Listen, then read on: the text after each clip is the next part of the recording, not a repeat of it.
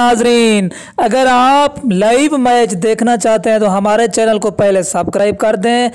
फिर उसके बाद बेल आइकन को भी दबा दें, फिर आप लाइव मैच हमारा देख सकते हैं। तमाम दोस्तों से मोदबाना इल्तमास है कि हमारे चैनल को सब्सक्राइब कर दें और साथ में बेल आइकन को भी दबा दें, उसके बाद हम लाइव चैनल चला देंगे।